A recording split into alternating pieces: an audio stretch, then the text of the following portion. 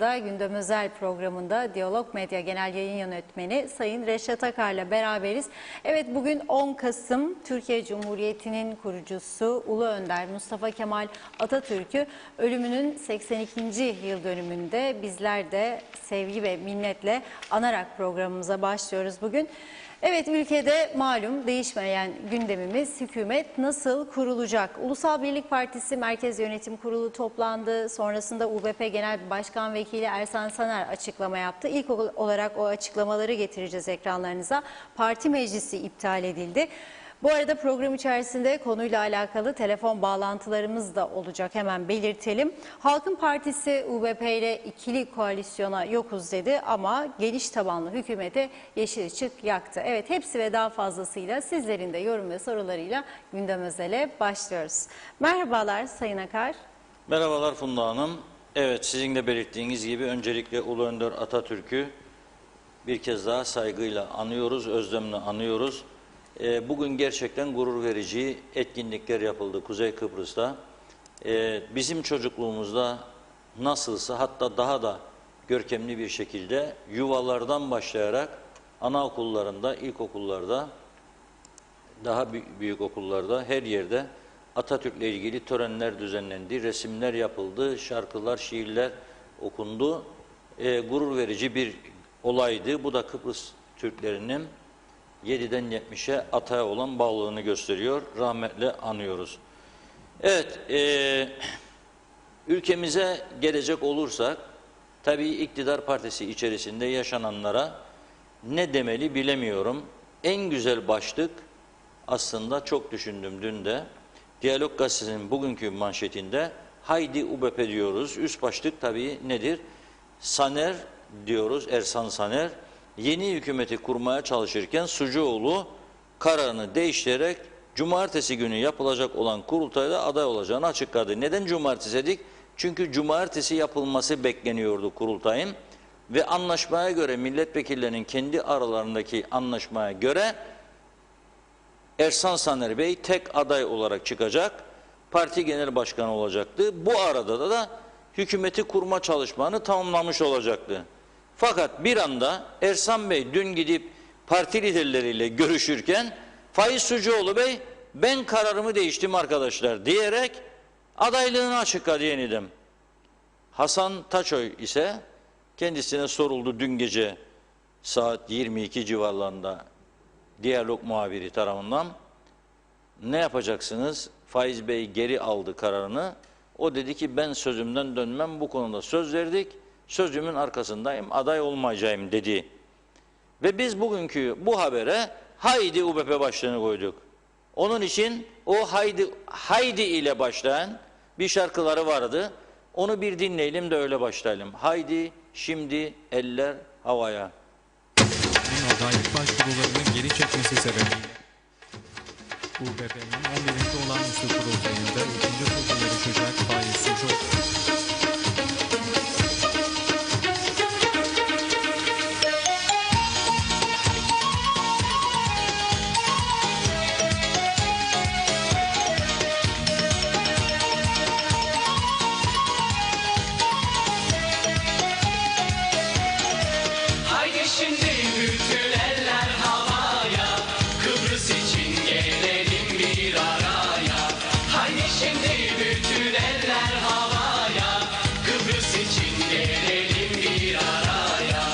Açılsın yürekler, açılsın güller, bilinsin bu şarkı, söylesin diller. Geliyor Eroğlu, geliyor lider, Kıbrıs için olduk bizler seferber. Haydi şimdi bütün oylar birliğe, haydi Ulusal Birlik Partisi'ne. Haydi şimdi bütün eller havaya, Kıbrıs için gelelim bir araya.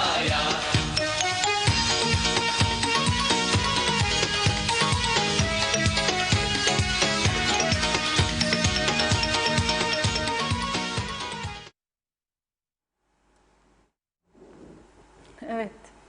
Güzel şarkı değil mi bu? Anavatan Partisi'nin de Allah rahmet eylesin Mesut Yılmaz dönemindeki seçim şarkısıydı.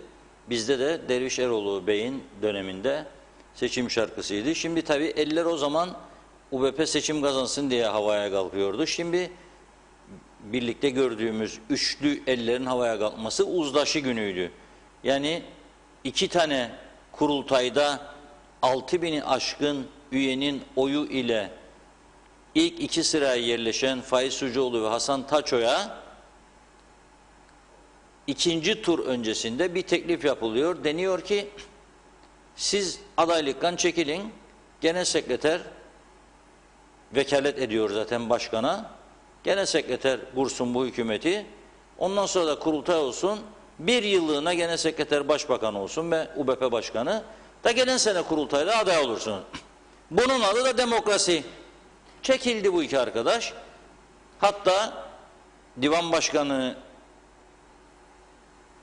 Sayın Zorlu Tören'in söylediğine göre yazılı da verdiler. Ne oldu sonra da Faiz Bey bu yazılı beyandan sonra 3-4 gün sonra karar değişikliği yaptı. Yok ben dedi karar değiştirdim da aday oluyorum. Ne oldu bu arada? Tabii kendine göre sosyal medya paylaşımı yaptı. Bir şeyler izah etti. Ama yani ne kadar tatmin oldu UBP'li üyeler veya genelde bütün vatandaşlar o ayrı bir konu. Yani bu iş öyle bir duruma geldi ki Rumların bir lafı vardır. Maskara ligi derler Rumlar. Yani biz de maskaralık dedik Türkçe'de. Ona döndü bu iş.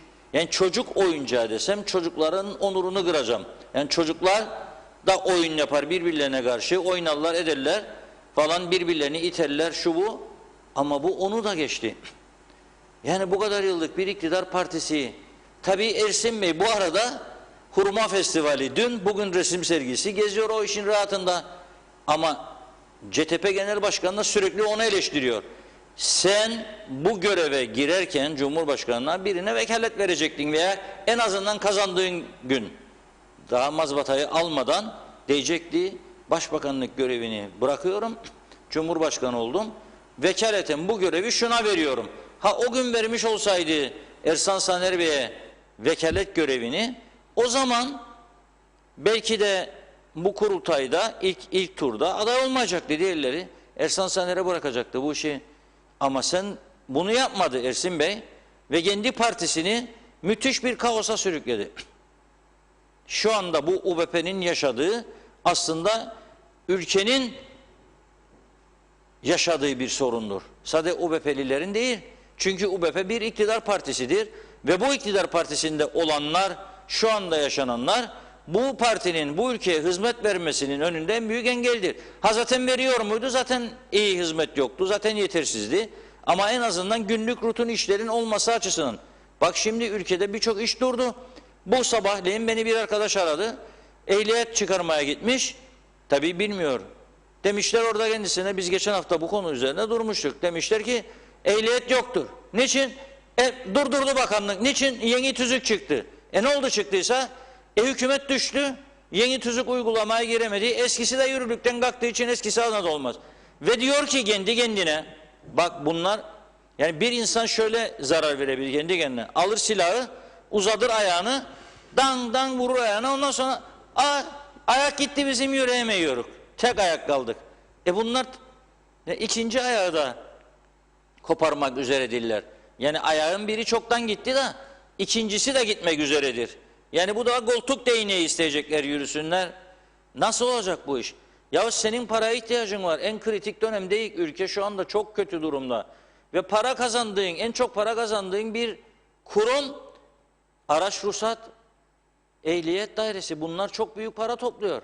Araç ruhsatlarından ehliyet yenilemeleri, sınavlar ve bu tüzükmüş, yürürlüğe girememiş çünkü hükümet yokmuşmuş. Nasıl oldu bu iş? Anlamadı. Kim izah edecek bize bunu?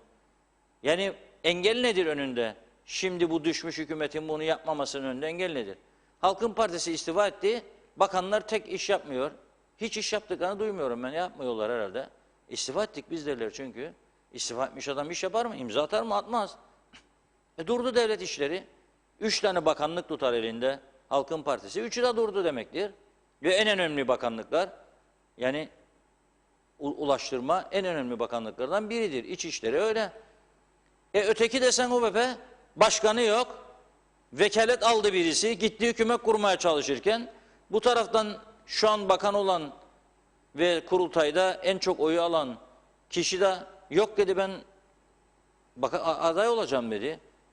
O zaman ikisi yarışacak demektir. Taç oy geri çekildiğine göre. Bu da olacak mı kurultay? Yok. Niçin? Kurultayın olması için parti meclisi karar alması lazım. Buyursun parti meclisi toplantıya. Bugün 15'te toplantı koydular. Ondan sonra gitti adamlar. Uzaktan Mausa tarafından gelenler var biliyorum. Biraz sonra da bir parti meclisi üyesi arkadaşımız bağlanacak telefonla bize. Gidiyorlar oraya. Arkadaşlar kusura bakmayın, iptal oldu parti meclisi. Niçin? Partili milletvekilleri karar verecek. Allah Allah. Parti meclisini o zaman niye çağırdınız? Yani milletvekilleri karar verme yetkisinde ise parti meclisinin ne rolü vardır? Sembolik olarak mı kurdunuz? Yani işinize geldiğinde var, işinize gelmediğinde yok mu? Bunun bir yasal bağlantısı yok mu? Yani inanın, ben yani vatandaşlar kusura bakmasın ama dünyanın hiçbir yerinde böyle trajikomik bir durum yoktur. Tam Aziz Nesinlik bir ülke. Bak bu yollar çökmüş, efendime söyleyeyim aydınlatma yetersiz, işsizlik patlamış, esnaf çoğu gün seftah yapmıyor. Birçok mağaza, dükkan devren kiralık, kapatanlar, kepek indirenler, evine çekilenler, hasta olanlar, kalpten genç insanlar gidiyor, kanser patladı ve bu taraftan aşı yok, okullar yetersiz, çocuklar yeterli eğitim alamıyor. Bir yığın sorun var bu ülkede ve öte taraftan bu arkadaşlar top gibi oynuyor halkına ve ülke sorunlarıyla. Top gibi. Sen mi olacaktın, ben mi olacaktım? Yok sen olma da ben olayım da bu defalık da böyle olsun. Ne bu çocuk oyuncağı mı bu iş ya? Devlet yönetmek bu kadar basit bir duruma mı düştü ya? Topluca istifa etmeleri lazım. Yapmaları gereken en şerefli iş şu anda 50 milletvekilinin de istifa etmesi lazım. Ha CÇTP'liler de bizim ne kabahatimiz ya, Cemal Hoca, TDP'liler. Tümünüz sil baştan yeni bir heyecanla, yeni yasalarla varsanız varsınız. Ama şu anda istifanın dışında bir şey göremiyorum ben. Bu insanlara nasıl güvenecek vatandaş da yarın iş rahat bekleyecek? Kapandı UBP'deki sorunlar. Hadi bir daha eller havaya kalktı. Bir daha Ersan Saner. Sonu ne olacak bu işin? Nasıl güveneceğim ben? Yarın o bir gün Ersan Saner gene geldikten sonra gelirse eğer kurabilecek mi? O da ayrı bir olay. Nasıl güvenecek vatandaşlar iş rahat yapacağına dair? Bunun dışında tabii bu konuyu bu arkadaşımızla bağlayalım. Murat Uzun. Benim çok sevdiğim değerli genç çalışkan, başarılı bir arkadaşımız. Halk Meclisi toplantılarında devamlı bize eşlik ederdi, katılırdı. Mesere bölgesinde. Ulusal Birlik Partisi'nde parti meclisi üyesi. Onu arkadaşlarımız arasınlar, bağlansın. Onu arayacaklar. Bu arada Reşat Bey, bir telefon bağlantımız daha vardı ya YDP Genel Başkanı Erhan Arıklı'yla. O da toplantıya gireceği bilgisini paylaşmış ama hemen görüşebilirsek bağlanabilirmiş. Evet, Önce Murat Bey'i alıp Murat ondan hazırsa sonra Murat'la görüşelim. Erhan Bey'i alırız. Erhan Bey toplantı, tabii herkes toplantıda. Girmeden, evet, DP bugün toplantıda, öyle. Faiz Bey UBP de öyle. toplantıda, YDP toplantıda, DP toplantıda, CTP toplantıda, HIP'i toplantıda, BKP'ı toplantıda, herkes toplantıda. Memleket battı. Onlar toplantı üstüne toplantı, toplantı üstüne toplantı. Bırakın toplantıyı ya. Şeftali kebabı var burada. Gelin akşama bir şeftali partisi. Bırakın öteki işleri. Birileri yapıyor zaten. Hastaneye geldiler, yaptı adamlar, bitirdi gidiyor. Evet. Hastaneye geldiler, Türkiye'den yaptılar, gidiyorlar. Bunların haberi bile olmadı. Memleketlerinde bir hastane oluyor. Yarın oraya gidecekler. Geldim, tansiyonum yükseldi. Bak doktor bey diyecek. Kalbim tak tık tık atar diyecek. Anjiyo yap diyecek. Kendi ülkesinin hastanesini yapamadılar 40 sene bunlar. Şimdi de geldi, müdahale var diyor. Geldi yaptı sana, şükran diyeceksin. Gidecek, haberin bile olmadı. Ya oradan geçmediyse bu ülkede bu hastane, bir hastane yapıldığından haberi bile yok milletvekillerinin çoğunun. İnan, yani İskele milletvekilinin haberin var bundan, ya Lefke milletvekillerinin yoktur. Evet, arkadaşlardan haber geldi. Parti meclis üyesi UBP Sayın Murat Uzun telefon hattımızda. Murat Bey merhabalar. Merhabalar Funda Hanım, merhabalar Reşat Bey. Merhaba sevgili Murat. Anlat bize bakalım ne olacak bu memleketin İyi hali. yayınlar dilerim Reşat Bey. Öncelikle Ulu Önderimiz Mustafa Kemal Atatürk'ün ölüm yıl dönümünü özlem ve minnetle andığımızı belirtmek isterim. Sağ ol. Şimdi dün Ulusal Birlik Partisi Genel Merkezi'nden gelen telefon üzerine bugün bir parti meclisi toplantısı düzenleneceği bize ifade edildi. Bugün Ulusal Birlik Partisi'nin parti meclis grubu, yani Kuzey Kıbrıs Türk Cumhuriyeti parlamentosunda olan milletvekillerinden oluşan meclis grubunca yapılan toplantıdan sonra bu önümüzde planlanan saat 3'te bugün planlanan parti meclisi toplantımızın iptal edildiği haberi genel merkez tarafından bize tekrardan iletildi. Bunun üzerine tabii Genel Başkan Vekilimiz Sayın Ersan Saner Merkez Yönetim Kurulu'nu topladı. Yani biz de bekliyoruz. Muhtemelen yarın Sayın Genel Başkan Vekili parti meclisini tekrar toplayacaktır. Çünkü Ulusal Birlik Partisi'nin karar alma organı, Ulusal Birlik Partisi'nin en yetkili organı tabii ki parti meclisidir. Dolayısıyla demokratik tartışmalar, demokratik bir karar alınacaksa en sağlıklı bu parti meclisinde olacaktır diye düşünürüm Reşat Bey. Düşünceniz Evet. bu yönde. Şimdi bu parti meclisi karar almadan kurultay toplama yetkisi var mı genel sekreterin? Ulusal Birlik Partisi tüzüğünde genel başkanın boşalması halinde, genel başkanlık makamının boşalması halinde genel sekreter genel başkanlığa vekalet eder ve bunun süresi de belirtilmiştir. 45 gün. 45 gün içinde genel sekreter partiyi kurultaya götürür ve genel başkanı belirler diye amir hüküm vardır. 45 gün içinde. Evet, 45 gün içerisinde. Bu da neye tekamül eder Reşat Bey? Cumhurbaşkanımız Sayın Ersin Tatar'ın yemin ettiği günden sonraki 45 günü kasteder. Ama götürdüler kurultaya. Bir tur oldu. Bir tur oldu. Şimdi o turdan sonra mı 45 daha hesaplanacak yoksa Hayır, ondan hayır. önceki? Makamın boşaldığı günden itibaren 45 gündür. Hı. Bu şekildedir. Ersan Bey de bugün dedi ki kendi yetkisine dayanarak herhalde bu cumartesi kurultay yok dedi. 20 gün daha süre vardı. 20 gün içerisinde Ulusal Birlik Partisi genel başkanını belirlemekle yükümlüdür. Ulusal Birlik Partisi parti tüzüğünce Reşat Bey.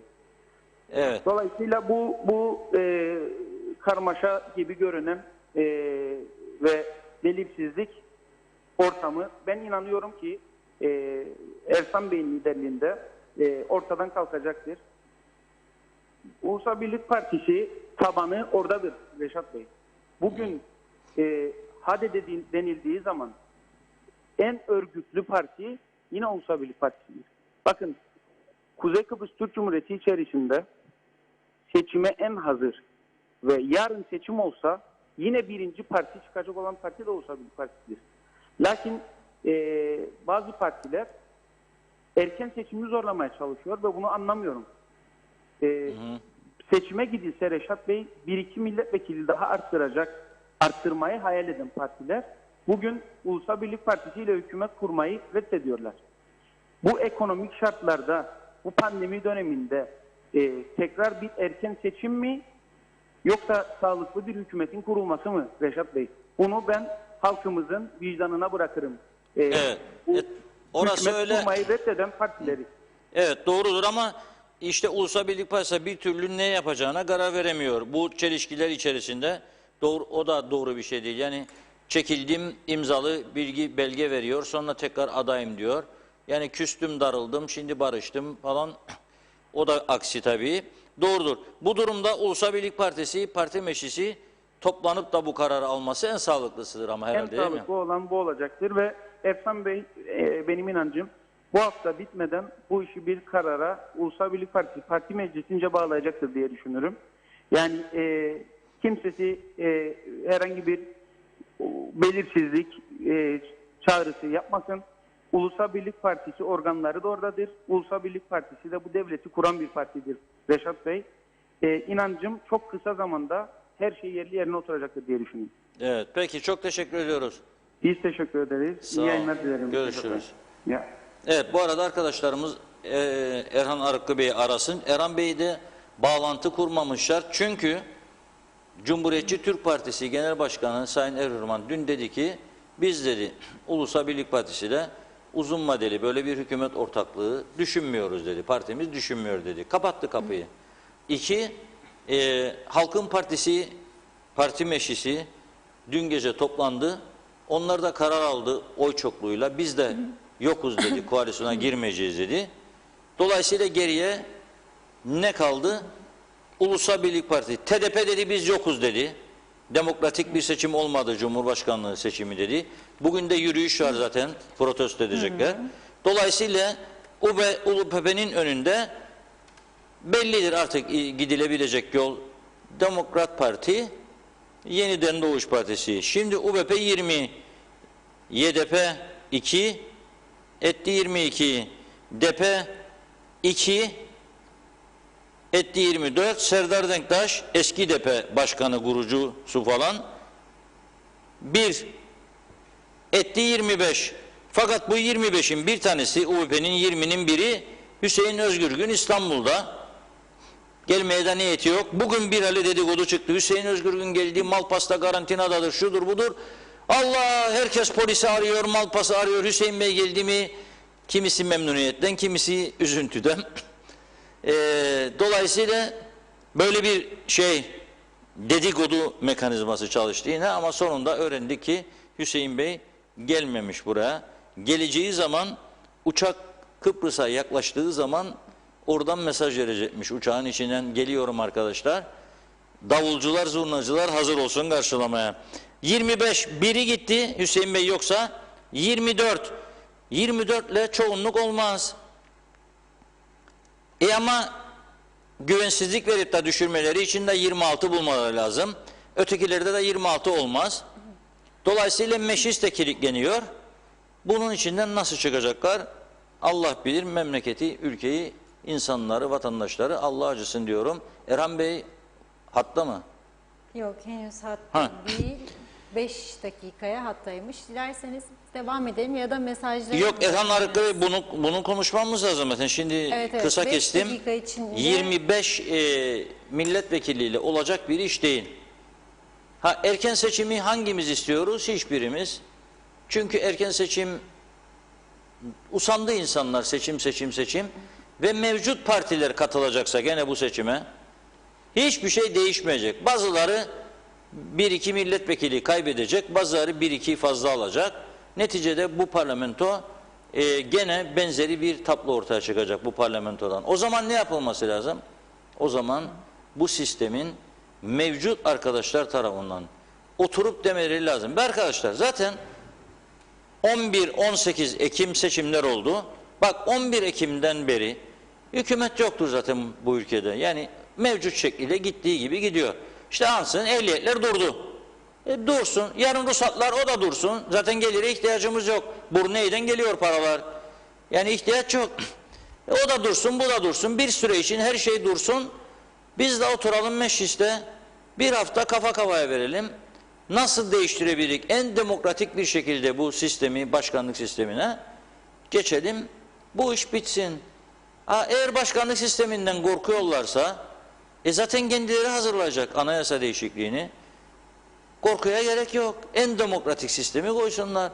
Ve ülke de bundan kurtulsun artık. Bu yükü bu ülke kaldıramaz. Bu kadar parçalanmışlığı bu ülke kaldıramaz. Yani birisi gelecek iktidara, başbakan olacak hayatında ilk defa. Başbakan olduktan 6 ay sonra diyecek ben cumhurbaşkanı olacağım bu defa. O zaman devamlı bu filmin tekrarını biz göreceğiz. Devamlı göreceğiz. Ne anladık bu işlem?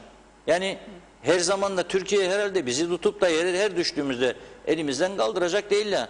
Da başımıza şapka koysun, üstümüze ceket koysun, kravatı da taksın, ayakkabıyı da giydirsin, da cebe para da koysun da hadi bakalım. Yoktur bu. Bunu bulmayacak yani. Bulmamak da lazım zaten. Yani biraz insanda olur ya, kendi ülkeni ayakta tutmak zorundasın sen. Ama nasıl tutacak? Tabii öte taraftan da imdat sesleri geliyor. Her taraftan. Her taraftan imdat sesleri geliyor. Duyuyoruz. Biraz sonra okuyacağım Süt Ürünleri İmalatçıları Birliği'nin başkanının açıklamasını. 2 gün evvel Otelciler Birliği'nin toplantısı vardı. Birlik başkanı uçağın yere çakılmak üzere olduğunu söyledi. Yani bitti turizm, çok kötü. Turizmin bitmesi nedeniyle sektörlere olan etkisi neler oldu? Mesela şöyle diyor, o zaman Erhan Bey bağlanıncaya kadar okuyayım. Mesela Süt Ürünleri İmalatçıları Birliği Başkanı Mustafa Başlar Bey diyor ki, dövize endeksi ham madde, ambalaj, temizlik ürünleri ve gaz gibi zorunlu girdiler yüzünden fiyatlar yükseldi. Ama biz diyor artış yapamadığımız gibi diyor fiyatları düşürmek zorunda kaldık diyor. Neden düşürmek zorunda kaldık diyor? Çünkü diyor pandemi nedeniyle diyor piyasa daraldı diyor. Satış yapamıyoruz diyor. Kime satardı bunlar bu ürünleri? Hayır, süt imalatçıları kime satardı bu süt ürünlerini? Hellimi, peyniri kime satardı? Sütü kime satardı? Otellere satardı. %75'i satışlarının 70'i diyeyim belki de otellerdi. Kasapların da öyle. Bak kırmızı geliyor her 2 günde bir söyler. %80'liydi bizim oteller der. Şimdi 20'ye düştük der. Şimdi bir adam 100 Türk liralık satış yaparsa ve bu 20'ye düştüğünde ne olur? 80 lira eksidedir. 80 lira eksiği nereden kapatacak? Yanında 15 kişi çalışırsa 10'a düşürecek, 8'e düşürecek, 7'ye düşürecek, 3'e düşürecek. Bir takım şeylerden kısacak. Hayvan alımını durduracak. Bu da hayvan üreticisi sıkıntıya girecek. Süt ürünleri zaten işte okuyorum burada. Ve şey diyor, artık diyor imalatçının diyor dayanacak gücü kalmadı diyor. Fabrikanın anahtarlarını diyor süt üreticileri diyor, Süt Ekim ve Tarım Bakanlığı'na diyor götürüp teslim edecek diyor. İmalatçı diyor iflasa gitti diyor. Buna diyor önlem alınması lazım. Kim alacak? Ersan Bey mi başbakan, Faiz Bey mi, Mükerrem Bey mi? Bu arada Trump da seçimleri kaybetti. Buraya gelip UBP'ye genel başkan adayı olmayı düşünüyormuş. Trump mı kazanacak? Kim bilir? Allah bilir. Yani Trump işsiz kaldı. Şimdi Ulusal Birlik Partisi dururken burada KKTC Başbakanlığı gibi şerefli bir görev yani gelsin artık buraya değil mi? Trump'ı davet etmek istiyor. Ben geleceğini duydum. Yani Trump'ın buraya gelmesi lazım. Çünkü ancak buraya da öyle bir adam lazım ha. Öyle. Nerede piknik yapacağız? Trump pikniği istediği... Maraş'ta olmaz. Farklı bir yer bulmak lazım. Vallahi Trump buraya gelirse zaten adayı birleştirir herhalde. İstediği her yerde yapar. Limasol'a da gider, Baf'a da gider. Onun iş adamı kafa yapısıyla Kıbrıs sorunu da çok kısa bir sürede çözülür. Zaten bu şu anda Ermenistan'ın Karabağ'dan, Dağlık Karabağ'dan çekilme kararı bu işin uzlaşıyla sonuçlanması, yıllardır işgal ettiği yerleşim birimlerinin çekilmesi önümüzdeki günlerde Kıbrıs meselesinde önümüze konacak olan bir durumdur. Buna hazırlanmak lazım.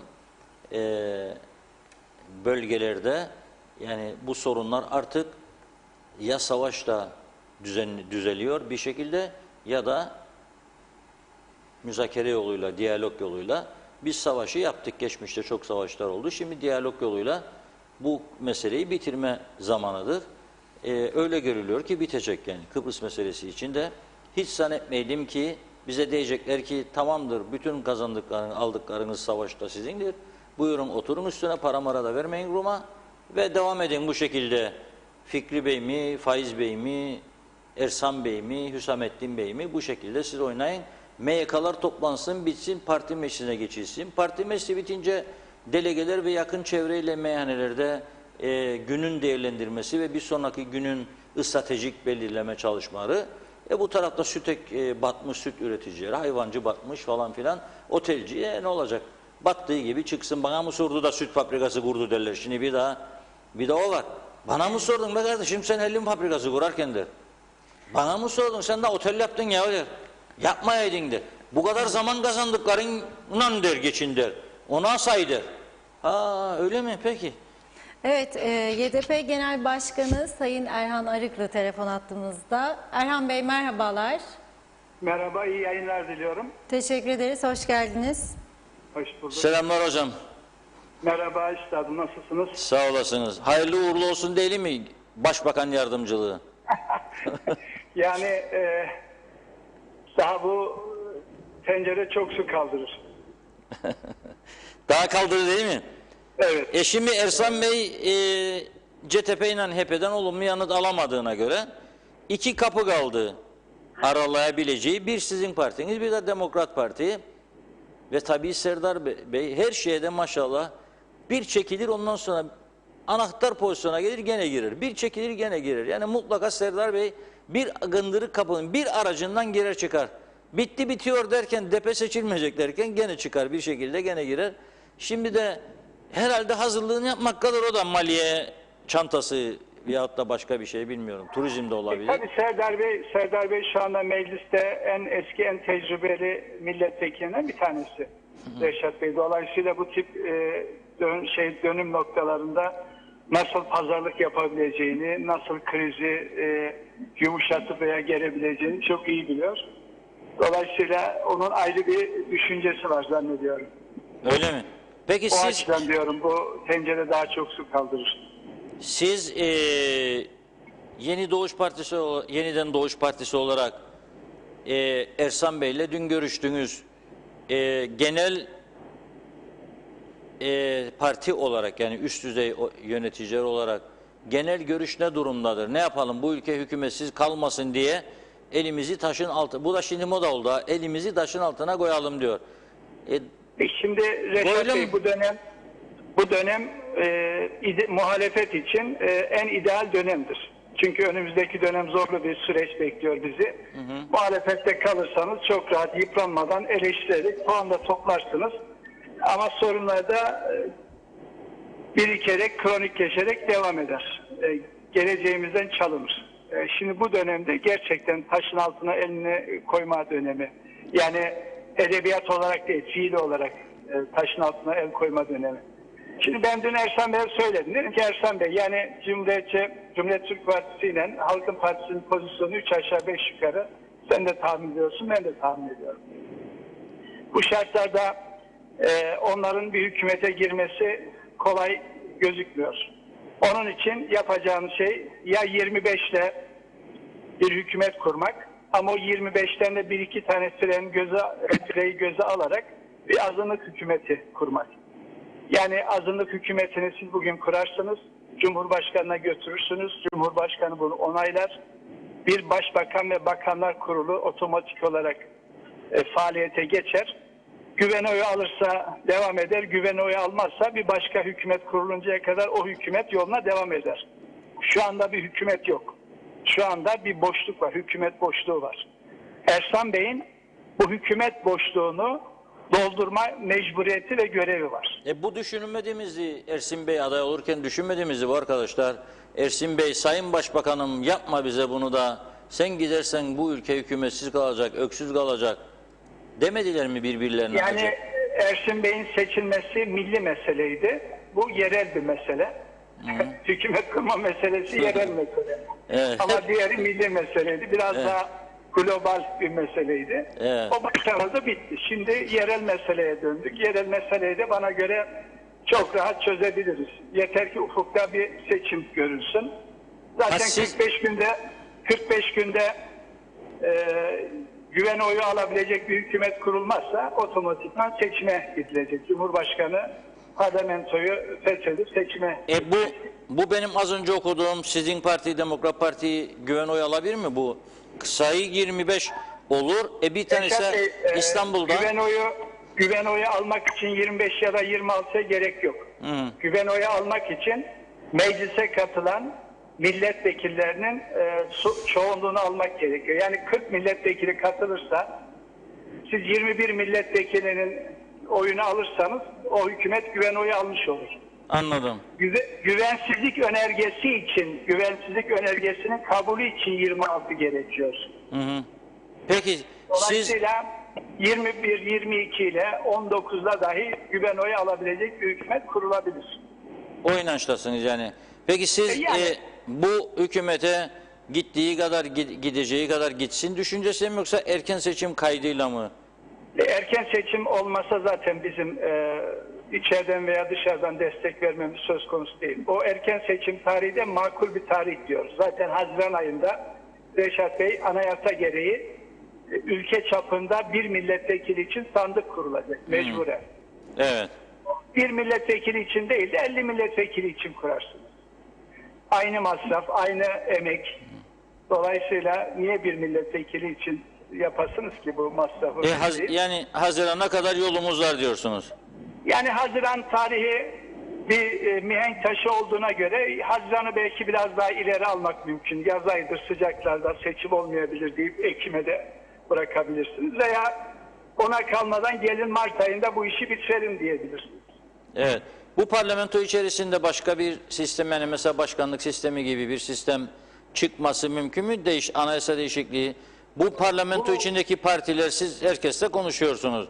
Böyle bir niyet var mıdır çoğunlukta yoksa? Yani bütün siyasi partilerde genel olarak mesela Cumhuriyet Türk Partisi tartışırız diyor. Tartışmaktan korkmayız bu konuyu.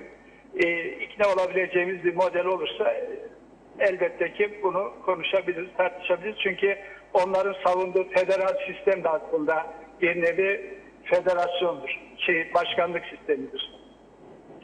Dolayısıyla normalde bütün siyasi partiler başkanlık sistemine açık olduklarını söylüyorlar. Kapalı olan hiçbir siyasi parti yok. O genelde... Ama sıkıntı şu. Bu parlamentodan böyle anayasa değişikliğini yapabilecek 34-35 milletvekilinin bir araya gelebilme gücü yok, erki yok, iradesi yok. Onun için mutlak surette bir genel seçim yapıldıktan sonra oluşacak olan o yeni parlamentoda ancak başkanlık sistemine geçiş olabilir ki ben bunu 2 yıl diye öngörüyorum. Evet. 2 yıl içerisinde gerekli altyapı çalışmaları yapılarak bir referandum yapmak suretiyle başkanlık sistemine geçebiliriz. Evet. Bunu tabii bir başka yolu daha var. Kuzey Kıbrıs Türk Cumhuriyeti'nin tanıtılmasıyla alakalıdır bu sistem. Kuzey Kıbrıs Türk Cumhuriyeti'ni tanıtırken anlam planında bize verilen isim Kıbrıs Türk Devleti'ydi. İslam Konferansı Örgütü'nde de biz Kıbrıs Türk Devleti olarak gözlemci üyeyiz. Devletin adını Kıbrıs Türk Devleti olarak değiştirdiğimizde anayasayı da otomatikman değiştirmek zorunda kalacağız. Dolayısıyla bir taşla birkaç kuş vurabilir. Evet, bu Kıbrıs Türk Devleti son zamanlarda çok konuşuluyor. Şimdi diyelim ki Ersan Bey ile siz hafta sonuna kadar anlaştınız. 2 milletvekiliniz var değil mi toplam sizin? Evet. 2 milletvekili, 2 bakanlık derseniz verecek, size kaçamaz bundan. Yani ben bunu at pazarlığı şeklinde, biliyorsunuz Amerika'da meşhur tabirdir at pazarlığı. Bunu at pazarlığı şekline çevirmekten ziyade konsensüsle bu ülkeyi yapmamız gereken şeyleri yapabilecek bir takım reformları, herkesin öngördüğü, muhalefetin de desteklediği bir takım reformları yapabilecek, seçim yasası vesaire gibi önemli şeyleri yapabilecek bir hükümet olarak düşünüyorum. Yoksa bir bakanlık size vermiş, bir bakanlık DP'ye vermiş, 8 bakanlık kendine almış ve bu sistem, bu düzen aynen devam ediyor. Bunu hiç kimsenin kabullenmesi mümkün değil. Evet. Türkiye'den para bekliyoruz. Türkiye'den paranın gelebilmesi için onların da bize tavsiye ettiği protokollerde yer alan o reformları, kamu reformu başta olmak üzere o reformları yapmamız gerekiyor.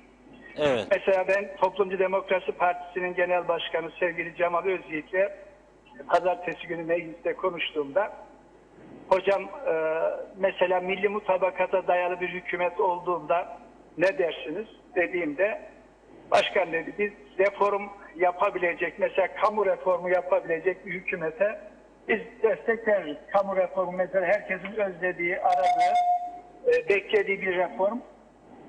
Mecliste konsensüsle belli bir noktaya geldi. Orada bekliyoruz tozlu raflarda. Bir hükümet çıkardı o tozlu raflarda bekleyen kamu reformunu alır da uygulamaya koyarsa inanın ki çok büyük bir iş başarmış olur. Bu tip Evet. herkesin ittifak edebildiği bir takım değişiklikleri yaparsak inanın ki azınlığa çoğunluğa bakmadan çok müsbet işler yapabilmiş bir hükümet olarak tarihe geçeceğiz. Evet. Şimdi bakanlık sayesinde espri olsun diye söyledim. Yoksa bu çetin şartlarda 3 derseniz 3'ü de verecek size Ersan Bey. Tarihte bir fırsat düştü, başbakan olacak. O ben olsam ben de 3 de veririm, 4 de veririm. Neyse şimdi Ersan Bey kurdu hükümeti, siz de girdiniz. Meclise gideceksiniz. Oylama beklerken bir anda baktık kurultay oldu. Başka biri kazandı genel başkanlığı. Siz öyle bir durumda nasıl hissedeceksiniz kendinizi? UBP'nin genel başkanı başka kişi, başbakanlıkta başka kişi. Nasıl olacak bu iş? Siz Yani geçmişte bu yaşanmıştır Reşat Beyciğim. Siz daha iyi hatırlarsanız Hüseyin Bey genel başkandı, hükümete girmedi. Aynı şekilde Cumhuriyetçi Türk Partisi'nde de benzer şeyler yaşandı. Sayın Talat genel başkan oldu, başbakan başka bir milletvekili oldu. Bunlar demokrasinin çeşnisi olan şeyler. Dolayısıyla bir sıkıntı olmaz. Bu tabii öncelikle Ulusal Birlik Partisi'nin kendi içinde halletmesi gereken bir sorun. Şu anda sevgili Faiz Sucuoğlu değişik bir düşünce içerisinde. Bu onların problemi. Ama Faiz Sucuoğlu da benim başbakanlıkta gözüm yok. Benim için önemli olan parti genel başkanlığıdır demişti. Dolayısıyla Ulusal Birlik Partisi eski köklü bir parti. Bu sorunu kendi içine çok rahat çözebilecektir diye düşünüyorum. Evet. Peki hayırlı uğurlu olsun diyelim şimdiden. Cümlemize. Başbakan yardımcısı olarak sizi ziyarete geleceğiz. Bu tencere dediğim gibi çok su kaldırır, merak etmeyin. Çok sağ olun. Siyasette Demirel'in meşhur lafıdır. Evet. 24 saat çok uzun. Dün dündür bugün bugündür. Evet. Dün dündür bugün bugündür. Evet. Aynen öyle. Hayırlı uğurlu olsun. Çok teşekkür Hocam, ederim. sağ olun. İyi yayınlar diliyorum. Sağ olun. Teşekkür ederiz. Evet. Öyle olacak gibi yani görülüyor. Dün de açıklaması vardı hocamın. Elimizi diyor taşın altına sokmaya veya koymaya hazırız demişti. Faiz Sucuoğlu Bey neden vazgeçti bu kararından? Tabii çıkıp ekrana bağlansın bize şimdi. Buradan siz aradınız kendisini. Evet, aradım, görüştüm kendisiyle. Toplantıdaymış. Toplantılar bitmez Faiz Bey. Yani ülkeye hizmet olacaksa toplantıdan da çıkmak lazım ara sıra ki hizmet olsun. Yani onun için çıkarsa Faiz Bey kapıyı gındırıp toplantının hangi toplantıdaysa arayıp konuşabilir. Bir yığın dedikodu vardır. Gece evine bilmem kaç kişi gitmiş sabah saat 3'te demişler ya çekilin ya bilmem ne olur falan filan. Bu dedikodulardan bu halkı kurtarması lazım. Oldu mu gerçekten böyle bir şey? 3'te sabahleyin birisi evine gidip kapıyı çalıp ey Doktor Sucuoğlu ya çekil ya çektiririz falan oldu mu? Olmadı. Bunun gibi kamuoyunu aydınlatmamız gereken konular vardır. Çünkü dedikodu başını aldı gidiyor. Kendisi diyor ki neden Hasan Taço'yla birlikte az önce o eller havaya fotoğrafını getirebilirsek iyi olur. Eller de havaya kalktı. Birbirlerini öptüler de öpüşmeler de oldu. Yani koronaya rağmen aldırmadan maskesiz bir şekilde sarıldılar öpüştüler de. Bir PCR testi yapmalarında fayda görüyorum ben şu anda. Aklıma geldikçe. Ne oldu sonra da Faiz Bey? 3 gün sonra dedi ki ben vazgeçtim aday olacağım dedi. Ne oldu? Şöyle diyor kendisi. İlk sırada tamamladığım Ulusal Birlik Partisi olağanüstü kurultayı sonrasında yaşanan gelişmeler herkesin malumudur. Bu süreç içerisinde partinin birlik ve bütünlüğü için adaylıktan çekilmem konusunda gelen telkin ve tavsiyelere kulak vermiş ve bu konuda bir karar vermiştim. Telkin kimlerden geldi, tavsiye kimlerden geldi? Kazanma noktasına son derece yaklaştığım UBP Genel Başkanlığı yarışından çekilmem sonrasında canım kadar sevdiğim partimin çalkantılar içerisinde yok oluşa doğru sürüklendiğini, istifaların birbiri ardına gelmeye başladığını ve partili kardeşlerimin büyük bir hayal kırıklığı içerisinde olduğunu üzülerek birkaç gün izlemek zorunda kaldım. Yani partiden bazı örgüt başkanları, üyeler falan gerçekten istifa etmeye başlamıştı. Birkaç kişi oldu böyle. bu kadar yıl hizmet verdiğim partimden çekiliyorum, şudur budur. Bunlar da Faiz Bey diyor beni etkiledi diyor, üzere gizledim. Diğer taraftan bugüne kadar şeref ve taşıdığım adımın olmadık dedikodulara malzeme yapılması beni son derece rahatsız etmiştir. Olmadık dedikodular nedir? Ben biraz önce kapı çalmadan söyledim. Bir de bunun demek fazla başkaları da var. Olmadık dedikodu. Daha bakalım ne söyler adam için. Bu süreçte çekilmek konusunda telkinin iddia edildiği ve üzerime yapıştırılmaya çalışıldığı gibi benim bir kusurumla ilgili değil, farklı bir adayın o aşamada hasbelkader tercih edilmesiyle olduğunu da öğrenmiş bulundum. Bu aşamada Ulusal Birlik Partisi tabanına olan saygım, ülkeme ve anavatan Türkiye Cumhuriyeti'ne olan sevgim nedeniyle cumartesi günü yapılacak olağanüstü kurultayda, bu cumartesinden söz ediyor yani ki olmayacak dedi Saner Bey de, aday olmaya karar verdiğimi partililerin ve kamuoyu ile paylaşmak isterim. Ama kurultay olmuyor bu cumartesi. Cumhurbaşkanı Sayın Ersin Tatar'ın hükümeti kurma görevi verdiği kardeşim Ersan Saner'in bu çalışmalarına herhangi bir sekte vurmayacak olan bu kararım partimin genel başkanlığı içindir. Başbakanlık ya da farklı bir görev benim için geri planda olduğunun da bilinmesini isterim. Yani diyor ki şimdi ben başbakanlığı istemeyeceğim. Parti başkanı olayım. Ersan Saner başbakan olarak götürebildiği kadar götürsün. Mücadelemiz partimiz Ulusal Birlik Partisi içindir. Mücadelemiz Kuzey Kıbrıs Türk Cumhuriyeti içindir ve bu mücadeleden vazgeçmeyeceğimin bilinmesini isterim. Evet, Kuzey Kıbrıs Türk Cumhuriyeti'nin kuruluş yıl dönümüne de 5 gün kaldı sadece. Ama öte taraftan Kuzey Kıbrıs Türk Cumhuriyeti adının Kıbrıs Türk Devleti olma yönünde de hazırlıkların bir süreden beri yapıldığını ve kulaktan kulağa mesajların yayıldığını da biliyoruz. Kıbrıs Türk Devleti olursa adımız deniyor öteden beri. O zaman Avrupa Birliği de bize doğrudan yardım yapabilecekmiş. Çünküymüş o zaman Kıbrıs Cumhuriyeti'ni bağımsızlığını darbelemiş olmuyormuşuk. Çünkü iki toplumdan kurulduğu için Kıbrıs Türk Devleti ayrı bağımsız bir devlet anlamına gelmiyor. Ayrı bir oluşum, federasyonda da öyle olacak. Kıbrıs Türk Devletçiği, Kıbrıs Rum Devletçiği olacakmış. Da sonra bu ikisi birleşecekmiş. Onu zaten yakın bir gelecekte konuşacağız. Kıbrıs ve Türk ve Rum Devletçiği. Çünkü bu arada da biz böyle bu işlerle uğraşırken yani kim parti başkanı olacak, kim başbakan olacak, kim bakan olacak, o Hasan mıydı, Süleyman mıydı, Veli miydi bunlarla uğraşırken öte taraftan Kıbrıs kazanı kaynıyor. Lut yakında adaya gelecek ve bir temaslarda bulunduktan sonra Genel Sekreter artık Aralık ayı içerisinde büyük bir ihtimalle veya Ocak ayında yeni bir konferans, beşli konferansın hazırlığını yapacak. Sayın Mevlüt Çavuşoğlu'nun da bu konuda bir açıklaması var. Bu konuya dikkat çekmek istiyorum. Kıbrıs Türk'ünün artık sırf müzakere etmek için masaya oturmayacağını son seçimde göstermiştir diyor. Doğu Akdeniz'de yani Ersin Tatar Bey'i seçerek Kıbrıs Türk'ü ben sırf müzakere etmek için masaya oturmayacağım, sonuç almak için oturacağım. Sonuç da federasyon değildir diyor Ersin Bey. Bana halkım diyor iki devletli çözüm için oy verdi diyor. Anastasiadis de buna benzer bir şeyler son zamanlarda zaten söylemişti.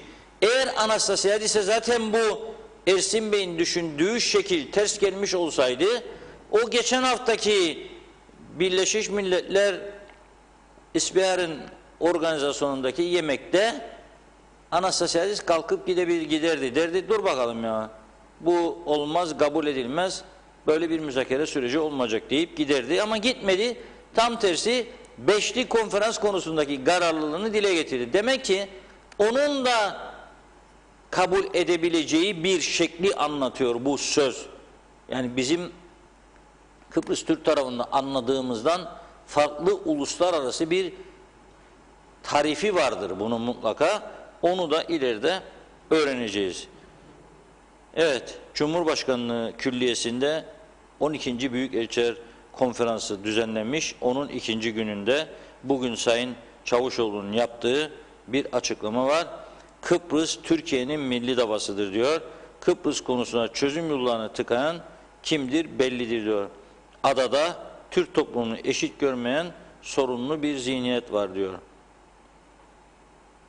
Türkiye'nin Doğu Akdeniz'in en uzun kıyı şeridine sahip o ülke olan Türkiye'nin kendi kıyına hapsedilmesini ve hakkı olan kaynaklardan vazgeçmesini kimse beklemesin. Bizi dışlayan, hatta karşısına alan girişimlerin de başarı şansı yoktur diyor Sayın Mevlüt Çavuşoğlu.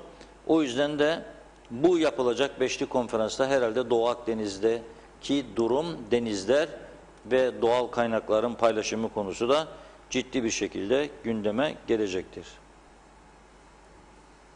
Evet, dilerseniz izleyici yorumlarına bakalım biraz Başlayalım. neler söylüyorlar. Bu arada UBP Genel Başkan Vekili Ersan Saner'in açıklamaları yaptığı video da hazırmış. Sonrasında da dilerseniz onu yayınlarız. Evet, Mustafa Özcan'ın mesajıyla başlayalım. İyi yayınlar diyor. Yine Canlı ortalık yayındaydı, yangın alalım yeri. seni. Bakalım Alalım neler seni. var, neler demiş. Kıymet Avaroğlu iyi yayınlar diliyor. Barış Erfinike'de. Sibel Serin iyi yayınlar diliyorum demiş. Mustafa Aslan koskoca UBP ne hallere düşürüldü diyor. Doğan Falyalı iyi yayınlar. Siyasetten anlamam. Markette domates 12 lira, sterlin ise 10-11 arası gider gelir. Asgari ücretle geçinene aşk olsun demiş. Şerife Turgay Derya, Funda Hanım, Reşat Bey iyi yayınlar. Bu işin sonu ne olacak? Marketler yangın yeri. Bunları kim düzeltecek? Size sevgiler, saygılar diyor. Ulus Barani, haydi eller havaya, basiretsiz UBP ile maskaralık yapmaya demiş. Vedat Allah Kerim, hayırlısı diyelim Reşat Bey. Hep birlikte izleyip göreceğiz diyor. Şeref Çiner, UBP piyasadan silinince hangi parti yükselecek? Oyun burada demiş. Osman Berker Karaosmanoğlu, Kuzey Kıbrıs Arap saçına dönmüş durumda diyor. Zafer Tuncel, bu ülkedeki siyasetten midem bulanıyor demiş. Necdet Mavi Gözlü, hayırlı akşamlar Funda Hanım, Reşat Bey. Hükümet olduğunda veya olmadığında ne fark eder? Bence hiçbir şey fark etmez. Zamlar otomatiğe bağlı. Hükümet olsa da olmasa da her şey zamlanır. Toplu olarak istifa etsinler. Artık bıktık, usandık bu insanların elinden demiş. Emine Özatilla, iyi yayınlar Funda Hanım, Reşat Bey. Tam maskaralık, Faiz Bey de yanlış yaptı. Hükümet çalışması başladı, ortaya çıktı. Her tarafı karıştırdı resmen diyor. Köstek oldu, koltuk sevdası demiş. Necati Emiralil, Londra'dan Kuzey Kıbrıs Tiyatrosu'nu izlemeye devam ediyoruz diyor. Günay Şeherli, Reşat Bey, bizim ülkemizde neler oluyor? UBP oynuyor. Halk olarak biz de lastikle oynuyoruz. Ne hale geldik? Birbirimizi ayrıştırmalar, ötekileştirmeler, kutuplaşmalar bizi bir yere götürmez. Ancak devlet niçin vardır? Halkına sahip çıkması için vardır. Bize sahip çıkacak olanları siz bize söyleyin. Ülke çok kötü duruma gitmektedir. Atatürk'ün çocukları olarak biz Kuzey Kıbrıs Türk Cumhuriyeti bu böyle mi olacaktır diyor. Hala da biz reklamları yaşıyoruz. Atamızı sevgi ve saygıyla anıyorum. Sizlere de sağlık versin demiş. Necdet Mavi Gözlü, bal yapmaz kör arı bunlar. Toplantı neyin çaresini buldular? Dünya sorunlarını mı çözmeye çalışıyorlar demiş. Turhan Ömer Akbelen, Reşat Bey sakin ol. Kemal Sunal filmi seyreder gibi seyrediyorum. Ballı Koltuk Avustralya'dan çok selamlar. En büyük Ozanköy, başka büyük yok diyor. Emine Özatilla, erken zamanda vali göndersinler. Reşat Bey sıkıntıda. Halk için birlik olup hükümeti kurmazlar. Zaten moda oldu 4 hükümet zamanı gibi hükümeti kurmaya yanaşmıyorlar. Ağız birliği var, yazıklar olsun. Hepsi istifa etsin. En iyisi demiş. Arın Taşarkan, Kıbrıs Türk Atatürkçü Gençlik Hareketi Genel Sekreteri. 10 Kasım Ulu Önder Mustafa Kemal Atatürk'ümüzü saygı ve özlemle anıyoruz diyor bizler de. Nuran Kansu, iyi yayınlar Reşat Bey, Funda Hanım. Süreyya Sucuoğlu, nasıl olur? Bu hafta sonu tek aday kurultay olacaktı. Ne oldu da ertelendi yine Faiz Sucuoğlu demiş. Evet. Bir ara verelim mesajlara. Çünkü Sayın Fikri Ataoğlu da yayınımıza bağlanıyor. Ulaştı arkadaşlarımız kendisine. Şimdi Cumhuriyetçi Türk Partisi ve Halkın Partisi kapıları ilk günden kapadığı için UBP'ye geriye kalan alternatifin ne olduğunu az önce söylemiştik. Ulusal Birlik Partisi, Yeniden Doğuş Partisi, Demokrat Parti Böylece Serdar Denktaş Bey de bir kişiyi destek verirse 25 olur. Hüseyin Özgürgün Bey yurt dışındadır, 24. Diyor ki Erhan Arıklı Bey, mecliste toplantı yapıldığı gün katılanların sayısının yarıdan bir fazlası oy verirse o hükümet güven oyu almış sayılır diyor. Dolayısıyla rakam kritik ama bu aşılır diyor ve Yeniden Doğuş Partisi'nin elini taşın altına sokmaya hazır olduğunu söylüyor. Ben de şimdi Fikri Ataoğlu Bey'e sormak istiyorum. Fikri Bey merhaba. Merhaba Reşat amca, iyi akşamlar, iyi yayınlar.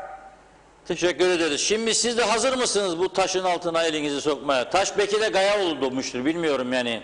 Taşlar birikince gayaya dönmüş olabilir. Evet Reşat abi, tabii ki biz ta bu pandemi süreci içerisindeyken hep çağrı yapmıştık muhalefet partileri olarak ve demiştik ki hep birlikte olalım ve hep beraber elimizi taşın altına koyalım. Dolayısıyla dün yapılan ziyarette görevi alan Sayın Ersan Saner'e oluşacak olan hükümet modeli ne isterse olsun, bize düşen görev hükümette olsak da olmasak da birlik beraberlik içerisinde bu toplumun istediklerini, hak ettiklerini yerine getirmemiz için çalışma içerisinde olmamız gerekir ve hep beraber elimizi taşın altına koymamız gerekir. Hükümette olsak da olmasak da. Evet. Peki yani olsak da olmasak da olsak daha iyi olur değil mi? Yani şimdi ne bileyim börekler pişti, şimdi 2'den de bizim elim içinden olmaz. 10 tane börek varsa 6 UPP, 2 tane Erhan Bey'in, 2 tane de sizin taraf hakkınız değil mi? Yani o bence çok da fedakarlık iyi değildir bu safhada. Siz Evet. bu üçlü hükümetin bir erken seçim hükümeti olabileceğini düşünürsünüz, yoksa bir sonraki seçime kadar gidebilir mi, şansı var mı? Nasıl düşünürsünüz siz? Şimdi Reşat abi, tabii ki biliyorsunuz Haziran ayında bir ara seçim söz konusu. Sayın Cumhurbaşkanı'nın seçilmiş olması sonrasında oluşacak olan hükümet modeli ne isterse olsun 2 alternatifimiz var. Evet. Ya Haziran ayındaki ara seçime bütün aday genelinde sandıklar kurulmuşken erken genel seçim olur.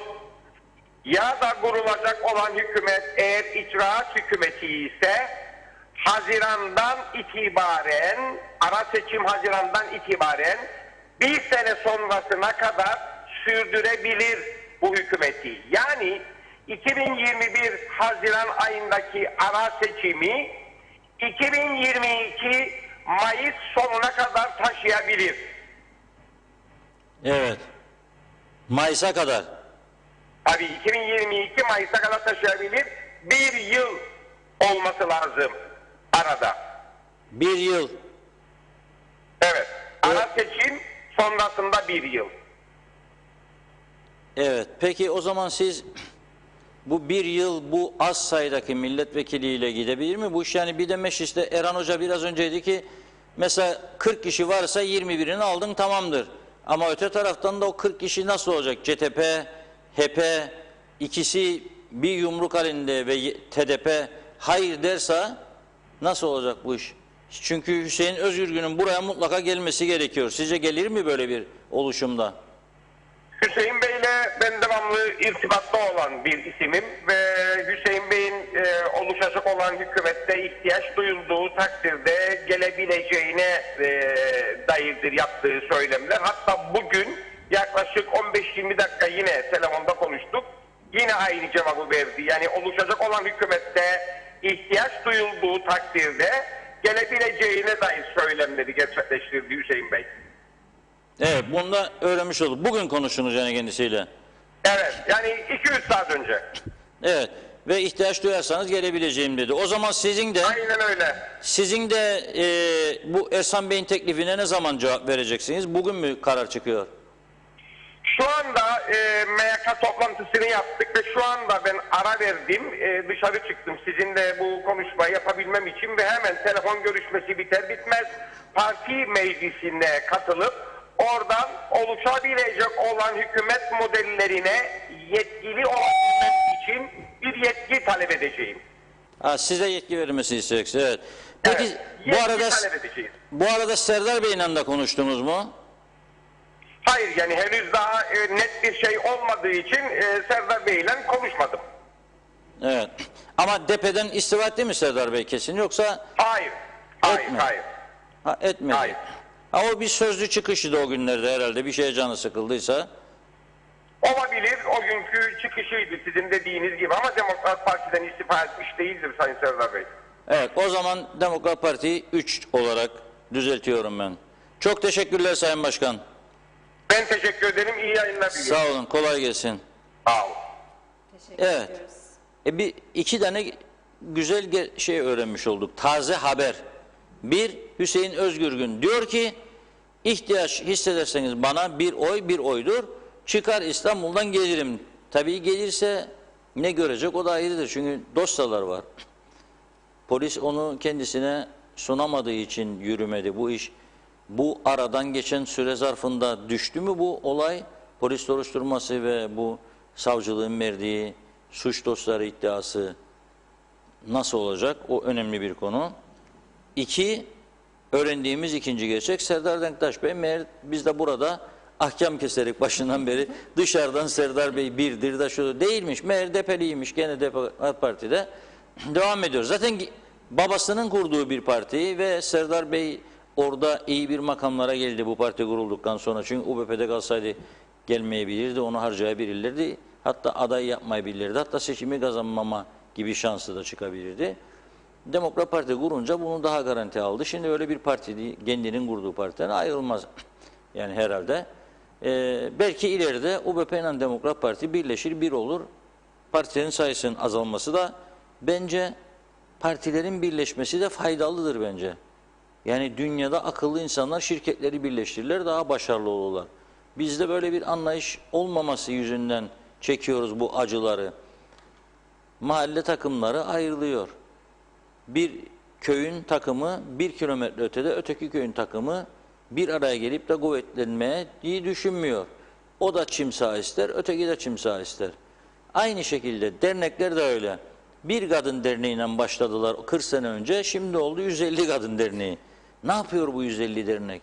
Ne farkları var düşüncede? Neticede kadınların haklarıdır. Kadınlara şiddet, şudur, annelik hakları bilmem ne. Yani nedir bu 150 ayrı yerde toplanmanın manası? Bilmiyorum, yani ciddi bir sorun var burada. Neyse, ama öğrendik şimdi, demek ki değiştiriyoruz rakamları. Evet. UPP 20, DP 3, YDP 2, etti 25, Hüseyin Özgürgün gelirse, o gelmezse 24, gelirse 25. 25 olursa karşı tarafta 24'tür çünkü Ersin Bey yoktur. 50'dir parlamento. 50'den 25 çık, 25. Ersin Bey çık, 24. CTP, TDP, HP oyları tümü gitse meclise, hayır dese buna, eğer Hüseyin Bey gelirse geçersizdir. 25'inden bu hükümet kurulur. Bir sene de dediği gibi gelecek senenin Eylül ayına dedi galiba. Bir sonraki Mayıs'a kadar gidebilir aslında dedi ama Erhan Gidebilir. Arıklı da erken seçim şartıyla ancak. Şartıyla dedi ama o da erken Katılırım seçimi diyor. daha önce Ocak, Şubat, Mart gibi derdi. Erhan Bey bugün Mayıs, Haziran gibi dedi. İlk sonra dedi ama istenirse o da dedi Ekim'e kadar uzatılabilir dedi. Ya koltuğa oturduktan sonra kalkmak kolay değildir artık. Yani bir şey sürüyorlar önceden. Kabine oluşmazdan önce Bakanlar Kurulu odası vardır. Bakanlar Kurulu odası loş ışıklar içindedir. Yani önce aydınlık olmaz, karanlık. Birileri gider masaları. Şimdi şeyde var ya, pandemi süreci de o hijyen ilaçları sıkar, siler, temizler. Koltuklara gelince önce bir güzel hijyen, sonra üstüne 404 diye bir şey vardır, tutkal var, yapıştırıcı. Hafif böyle sürer, çok belli olmadan. Adam girip oraya oturduğu zaman kalkmaya çalıştığında kalkamaz, sandalyeyle beraber kalkar. Onun için en güzeli oturmaktır üzerine. Yani yapışınca kalkmak zordur. Kolay olmaz bu iş. Ekim derken Kasım, Kasım derken Aralık. Bu arada bakalım Kıbrıs meselesi de ne olacak tabii. O zaman onları çok konuşacağız. Benim inancım Aralık, Ocak, Şubat, Mart Kıbrıs konusu gümbür gümbür konuşacağımız aylar olacak. Çok konuşacağız Kıbrıs meselesini ve bu hükümet meseleleri artık ikinci plana düşecek o zaman. Bizim arkadaşlar da bu arada üçlü karannameleri onu görevden al, bunu getir, bunu götür, bunu yap, bunu getir bir mesele olacak gene. Bakalım. Devam edelim mesajlara da. Evet. Mutlu Demirdelen, Kuzey Kıbrıs Türk Cumhuriyeti Cumhurbaşkanı seçilebilme adına 45 yıllık partisi UBP yönetimini takas yapmıştır. Ersin Tatar'ın artık müzakerecisini ve basın danışmanlarını bile seçemeyeceği çok net görülüyor demiş. Partisi seçemeyeceği gibi partisi UBP'nin de yönetimini Cumhurbaşkanı Erdoğan'ın Kuzey Kıbrıs'taki temsilcilerine bırakmıştır. Artık yönetim o ekibin elinde, bir parti meclisi toplantısını bile izinsiz yapamayacak haldedir diyor. Necdet Mavigözlü, yarın UBP seçime gidecek olsa yine birinci parti olarak çıkarmış. Seçime daima hazır partiymiş. Peki UBP hükümete geldi geleli, gözle görülür ne yaptı acaba? Sanki şu anda hükümette olan başka bir partidir ve UBP tekrar hükümeti kurduğunda çok iş yapacak. Yapmayın diyor, buna kargalar da güler demiş. Mutlu, evet, Yıltan Hans'a başkanlık seçimine ne diyorlar diye sormuş. Necdet Mavigözlü, Charlie Chaplin'in pantolonu gibi yamalı hükümet tek başına hiçbir parti hükümeti kuramaz. Zafer Tuncel, bu ülkede parlamenter sistem çöktü. Başkanlık sisteminden korkanlar siyaseti geçim kaynağı yapanlardır diyor. İsmet Ezel sormuş, Reşat Akar Bey Borne'ye hiç gittiniz mi diye. Sayar Aker, Kuzey Kıbrıs'ta her şey var. Bir para basma makinesi eksik. Bugün gözyaşları ile bile kurtuluşumuz olamaz demiş. Doğan Falyalı, İyi be diyor, elini taşın altına koyarsan nasıl iş yapacak, tek elle mi diye sormuş. İsmail Adem, iyi yayınlar. Sağlık Bakanı ev karantinası için karar versin. Kıbrıs'a gelmek istiyoruz, özledik demiş. Sayar Aker, yeni seçimlerle havayı temizlemek gerekir. Siyasi balıklar kokmaya başladı. Kıymet Havaroğlu, mecliste hükümeti kuracak birisi kalmadı diyor. Bir iş yapmadan ödenek alıyorlar. Emin Mehmet, elini taşın altına koymak biraz acılı, buna ateşten gömlek diyelim. Çünkü kimse kral çıplak olmak istemez. Aşk ateşi vatan, halk aşkı olsun, icraat aşkı olsun diyor. Ebru Yalçın Karakaşlı, başkanlık sistemi ne kazandıracak bu halka demiş. Özel Hacı Eyüp, elimi taşın altına koyacağım diyor Arıklı ama YDP'de seçim masrafını karşılayabilecek mi diye sormuş. Doğan Falyalı, evet, tekrar yazmış mesajı. Necdet Mavigözlü, 50 milletvekili sanki Allah'ın sayısıymış gibi bir milletvekili için seçim yapılacakmış. Varsın 49 milletvekili olsun, zaten 50 milletvekili çok. Bu milletvekili sayısı daha 25'e çekilmeli, boşu boşuna para alıyorlar diyor. Kıymet Havaroğlu da 50 milletvekiline hiç ihtiyaç yok, 25 kafidir demiş. Ali İbrahim, İyi yayınlar Reşat Bey, Funda Hanım. Size Allah sabır versin. Bizim halk unuttu, ne kötü günler yaşadık. Bir türlü birlik ve beraber olamazlar. Bir hükümet kurulsun, kaptan çok, asker yok diyor. Hasibe Mehmet Hüseyin, Türkiye Cumhuriyeti'ndeki gibi başkan olmasın Kuzey Kıbrıs Türk Cumhuriyeti'nde demiş. Emin Mehmet, geç kalmadan anayasa hukukçuları otursun. Yeni anayasa yazmaya, Kuzu Hoca'dan rahmetlendi, artık bir şeyler yapacaksınız demiş. Kıbrıs Türk Devleti diyor. Orhan Aslan, Çiğdem Aslan, deyim yerindeyse birilerini gebertecekler. Neymiş mücadelemiz? Parti için mi? Nasıl mücadele bu? Anlaşılması çok zor diyor. Biray Can, iyi yayınlar Reşat Bey. Hüseyin Özgürgün adaya geldi. Bence UBP'yi toplar. Karaağaç'tan selamlar demiş. Sayar Aker, Arap çorbasına daha fazla malzeme katmayalım. Halka yeteri kadar tatsız oldu. Kıbrıs kazanında diyor. Hülya Uysal Yorulmaz, ülkenin adından Türk adını kaldırmak nedir, çıkar nedir bilinmez ama siz Türk değil misiniz demiş. Esma Nazmiye iyi yayınlar diliyor. Özlem Baştaş Bilgehan, saygı özlem milletle anıyoruz, atam izindeyiz. Nikos Bülent Antonio, iyi yayınlar dilerim Funda Hanım. Akar Bey, UBP'de UBP'ye bir şarkı açın, oynasınlar, hem para kazanırlar hem de çocukları eğlenirler, saygılar demiş. Ali İbrahim, tas tas bir türlü taş bir türlü o taş bulamazlar diyor. Emine Özatilla, Reşat Bey sizin sayenizde Ataoğlu'nu, Arıklı'yı tebrik ediyorum destek verdikleri için demiş. Kenan Aksoy, bir vatandaş olarak kış geldi, nasıl çocukların karnını doyuracağız, hayat pahalılığı %40 arttı bu memlekette, vatandaşın gideceği bir kapı yok, olsa ne olacak, dinleyen yok, yazıklar olsun, bizleri zorlamasınlar, artık tahammül kalmadı, halkımızın ihtiyacı göründüğü gibi silahlı hesaplaşmalar, kilolarca uyuşturucu, adada ne hayat, ne huzur, ne de güven kalmadı demiş. Ömer Karavezirler, iyi yayınlar arkadaşlar, seçime giderken halkın aklı neredeydi demiş. Makam ve menfaat için ülkeyi şimdi şikayet etmesinler. Onlar kazanır, bizler kaybederiz. Bir de diyor Özgür Gün çıktı bu demiş. Hepsinin işi hikaye, tek büyük bir lider varsa o da Mustafa Kemal Atatürk'tür. Saygıyla anıyoruz diyor. Sayar Aker, Molehiye'yi çok yiyen vekillerimiz var. Etli metli, halkı pek umursamazlar. Söz ola meclistedirler demiş. Derviş Özyiğit, Meclis Başkanı CTP'nin oyu yok diyor. Bülent İnce iyi yayınlar dilemiş. İsmet Ezer, dernekler neden çok gelsin diye diyor. Avrolar gelsin diye. Emin Mehmet, hadi hayırlısı. Abayı yaktım demiş. Abayı yaktım derdi Gülben Ergen. Daha neler olur neler. Küsenler, gidenler, dönenler, dön baba dönelim neyse az kaldı diyor. Rıdvan Boranlar, aldınız ya parçacıkları, bir şerefe mahsus olduğunuzu bilmedin. Bir sefere mahsus olduğunuzu bilmediniz galiba demiş.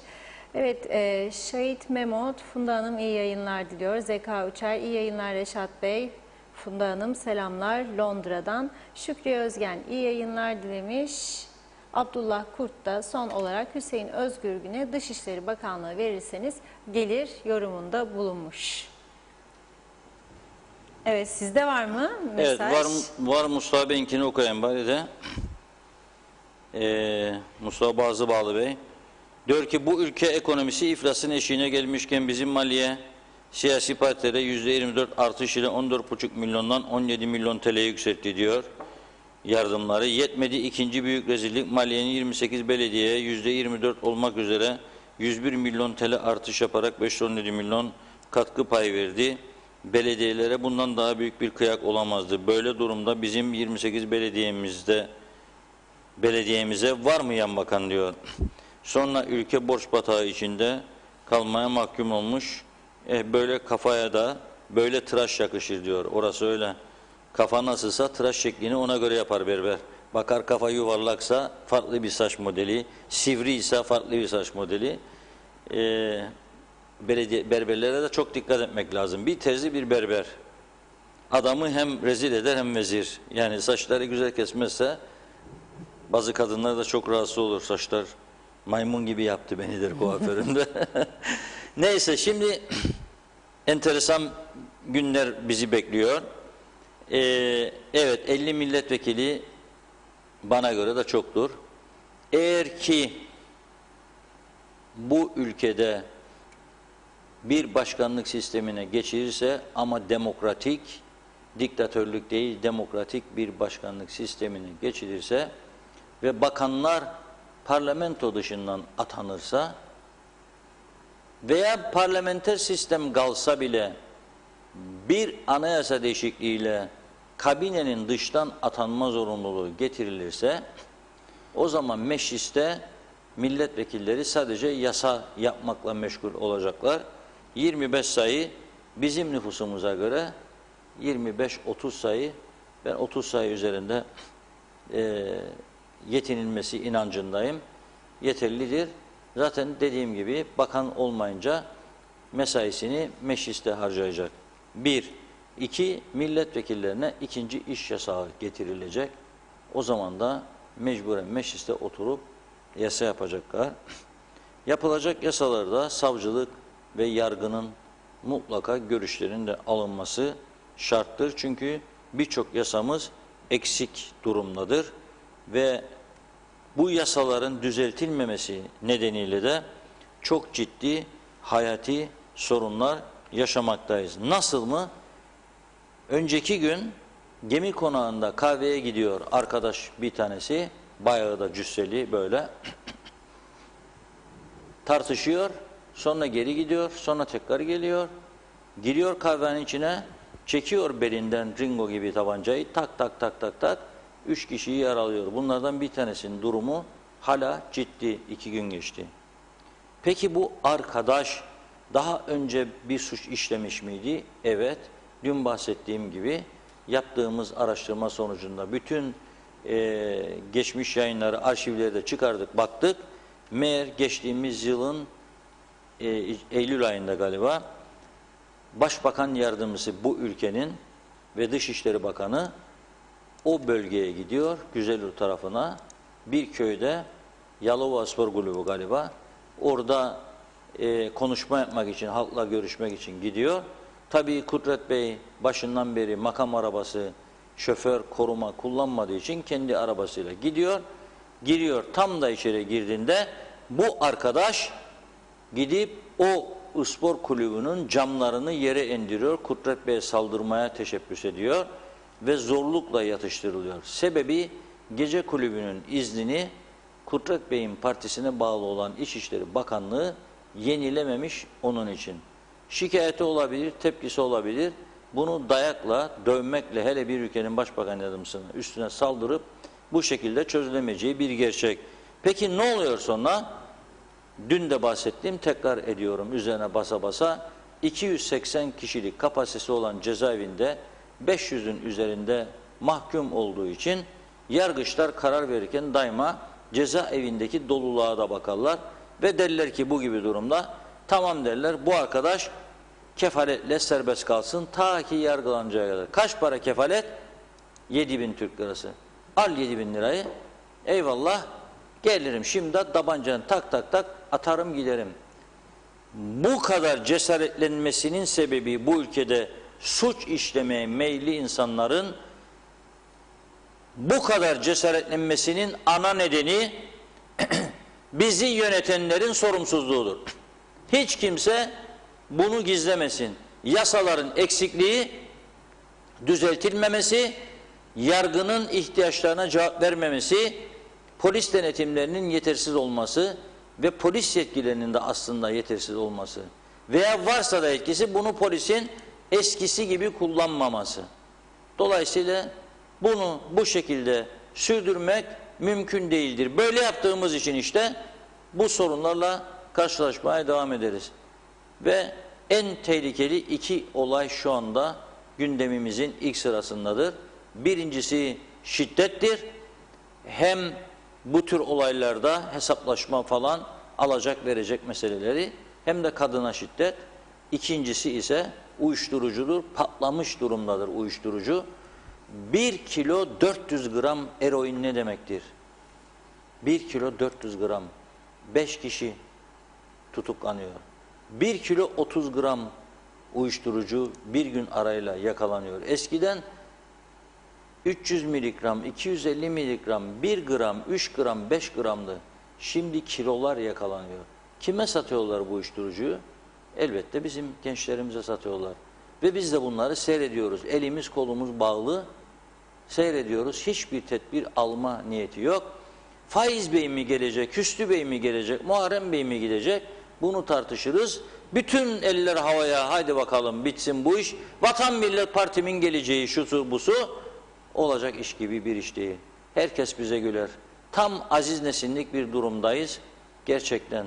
Aziz Nesin yaşasaydı Zübük gibi kaç tane daha Kıbrıs üzerine roman yazardı ve film konusu olurduk. Yani gerçekten durum böyledir. Evet, artık sonlara yaklaşıyoruz yavaş yavaş. Bir iki mesaj var. Onları hemen aktarayım. Nikos Bülent Antonio demiş ki sirk yazmıştım herhalde. Ben şarkı diye çevirmiştim onu. Kusura bakmayın. Evet, sirk demiş. Osman Koral, zor günlerde elini taşın altına koymak istemeyen büyük politikacılar güllük gülistanlık günleri mi bekliyorlar? İşte o zaman da halk düşünmeli diyor. Duygu Çağla Özsaygın, Kamu Hizmet Komisyonu'nun sürekli ertelediği sınavlar ne zaman yapılacak diye sormuş. Necdet Mavi Gözlü mesaj atmış. Çok kalmadı. Hüseyin Özgürgün'ü uçaktan inerken bastığı yerlere kırmızı halı döşeyecekler ve ona devlet üstün madalyası verecekler diyor. Öyle yaptılar Hüseyin Özgürgün'ü. Süpermen diyor. Kuzey Kıbrıs Türk Cumhuriyeti'ni kurtaracak adam sanki demiş. Dahası da var. Hüseyin Özgürgün diyor, bu memlekette herkes ne kadar halkın faydasına iş yaptı bilmiyor diyor. Sizleri izlemek çok güzel. Lütfen Reşat Bey bu Afrika kökenlileri gündemde tutsun. Hayırlı akşamlar dilemiş Necdet Bey. Evet, böylelikle mesajları Evet, bir de tamamladık. Erol Canseç Bey'den bir mesajlar. Bana soruyor. Evet. Reşat Bey diyor, size açık ve net bir soru soracağım diyor. Bu pantolon acaba kaç beden diyor. Kimin pantolonu acaba? Ersin Bey mi? Tufan Bey mi? Ersan Saner Bey mi? Faiz Bey mi? Yoksa bütün siyasilerin olabilir. Genel. Bir cumhurbaşkanı, izah ediyor şimdi. Bir cumhurbaşkanı, bir başbakan, 10 bakan, 50 mebus diyor. Çok değil mi? Kaç olmalı? Biraz önce kıyıdan köşeden girdiydim bu konuya. Evet, bir cumhurbaşkanı, bir başbakan tanınmamış küçücük bir ülkede 10 bakan, 50 milletvekili çok değil anormaldir. Komiktir. Kendi kendinin gerçeklerine terstir. Ülkesinin gerçeklerine terstir. Dünya gerçeklerine terstir. Trajikomik bir durumdur. Tanınmamış, parası yok, dünyayla ilişkisi yok. Hayır, senin her ülkede büyük elçiliğin yok. Senin her ülkede temsilciliklerin yok.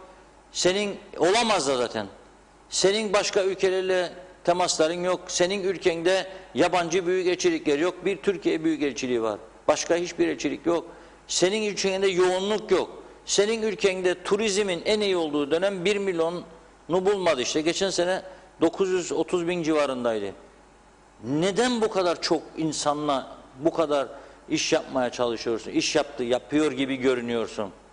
Senin her tarafın, ülkenin çökmüş durumda. Dünyanın gıpta ettiği en güzel yerlerden biri olan Girne antik limanı çökerttik biz, çöktü. Bakımsızlıktan, ilgisizlikten devrilen direkler yapılmıyor. Oradaki teknelerin düzeni sağlanmıyor. Çevre bozulmuş, yollar çökmüş. Hiçbir şey yok. Elimize geçenleri de çok kötü duruma getirdik biz. Da nedir bu taraftan da kamuda bu kadar şiştik, siyasette şiştik, kamuda şiştik, patlamış durumda. Ondan sonra da bu kadar olaylar arttı. Ne olacak gençliğimiz diyoruz, ne olacak? Polis yok, gitsin denetlesin. Polis gidip denetleyemiyor denetlemesi gereken yerleri. Denetleyemediği için de bu işe meyilli insanlar daha rahat piyasada at koştururlar, daha rahat gençliği kandırırlar, daha rahat amaçlarına ulaşırlar. Bu görünen köy kılavuz istemez. Onun için pantolon çok boldur. 2 beden değil, 4 beden boldur üstümüze pantolon. Ama alıştık herhalde buna. Bu bol pantolonla böyle üstümüze sallana sallana gidiyoruz. Birkaç kişi de alkışlayınca böyle şak şak şak yapıyor bize. Zamanında Gaddafi'ye de öyle yaparlardı. Gördüm Yugoslavya'da bir zaman Belgrad'da Bağlantısızlar Konferansı'na gelmişti Gaddafi. Baktık dediler gazetecilere, basın toplantısı var Libya temsilcisinin. Gittik, dediler ki Gaddafi, Sayın Gaddafi Belgrad sokaklarında atla gezinti yapacak. Binmiş atın üstüne Gaddafi, önünde bir 50 tane şakşakçı, defler, mepler, dümbürekler, tuppoda, yallah ya Gaddafi, yallah ya, arkadan da bir 50-60 kişi, o da böyle gabara gidiyor Gaddafi. Tabii batılı ülkeler bunu gördüğünde gülerdi bu duruma. Bir süre sabrettiler Gaddafi'ye, yıllarca diyelim. Paralar ne zaman kaçtı Libya'dan? İngiliz, Amerikan, Avrupa bankalarına yattı. Ondan sonra Gaddafi'yi götürdüler. paralara da el koydular. Amerikalılar, İngilizler, Avrupalılar, İsviçre bankaları, şunlar bunlar. Millarlar, fakir Libya halkının paralar burada bu şekilde el konmuş oldu. Gaddafi'nin de bu yallah ya Gaddafi önde arkada defler, dümbelekler, alkışlar o dönemde bitmiş oldu. Şimdi Libya'da iç savaş var. Çatışma. Bütün bu gerçekleri görerek küçücük ülkemizi neden daha iyi duruma getiremediğimizi anlamakta zorlanıyorum. Bu kadar çok profesörümüz var. Dünyada bizim ülkeden daha fazla nüfusa göre profesör varsa bir ülkede adımı değiştireceğim, bir başka yabancı isim koyacağım. Yoktur. Olamaz yani. Patlamış durumdadır. Profesör, doçent, yardımcı doçent, asistan bilmem ne. Her 100 kişiden 99'u üniversite mezunu. Fakat ülke devamlı geriye gider. Yani ilkokul mezunlarının yönettiği ülkelerden çok daha geriyik. Nasıl oluyor bu iş? Bir yanlışlık var bu işte. Yani anlamakta ben zorlanıyorum. Herkes böyle bir sağduyuyla eve gittiğinde yatağına yattığında düşünsün. Ya o desin başbakan oldum, bakan oldum, ya şu oldum, bu oldum, milletvekili oldum. Da ne oldu, ne yaptım ben bu ülkeye hizmet olarak düşünsün. Bir şey bulursa yaptığına dair telefon etsin bana, desin ki ben bunu yaptım. Berber Hüseyin'in işini hallettim mesela. Ne isterdi Berber Hüseyin?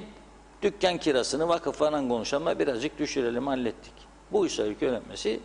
Buyurun devam edin. Evet, Bugün de böyle kapanın. Bir iki mesaj var, hemen onları da aktarayım, öyle sonlandıralım. Cengiz Güzelay, bu durumdaki ülke ahvalinde hala daha elini taşın altına koymaktan bahsedenler aslında bütün toplumu dinamit üzerine oturtmaktır. Yeter artık, bu toplum bunları kaldıramıyor. Bizle alay etmekten vazgeçin, bu gemi bu şekliyle yüzmez. İyi yayınlar diliyor.